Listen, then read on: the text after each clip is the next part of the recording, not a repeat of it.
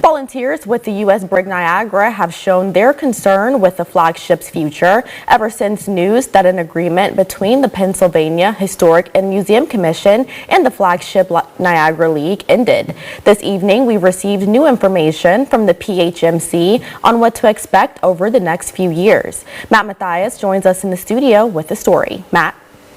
Well, Brianna, Thursday volunteers met with members of the PHMC for a private meeting, and now we know what plans were discussed. But volunteers still don't know if it's to be believed.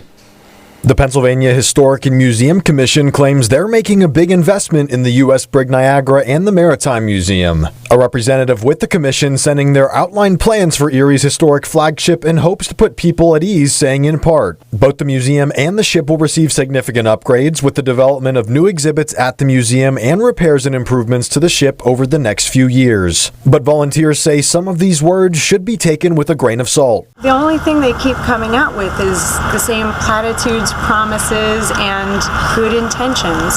And after the past several years, they haven't delivered on a lot of the promises they've made. So how is this supposed to be different?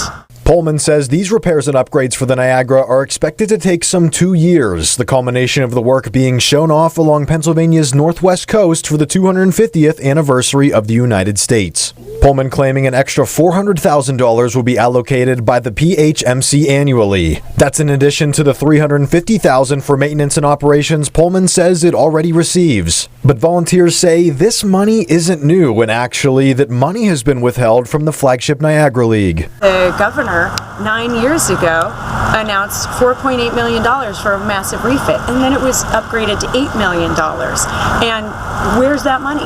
FNL requested it multiple times, and now PHMC is announcing that they have millions of dollars to put into capital investments. Is that the same money and they've been sitting on it for 9 years? These are the sorts of things that we would like transparency on. In terms of the Niagara's sailing future, Pullman says Erie will remain the Niagara's home port, taking trips out for day sails and occasionally traveling for tall ships events.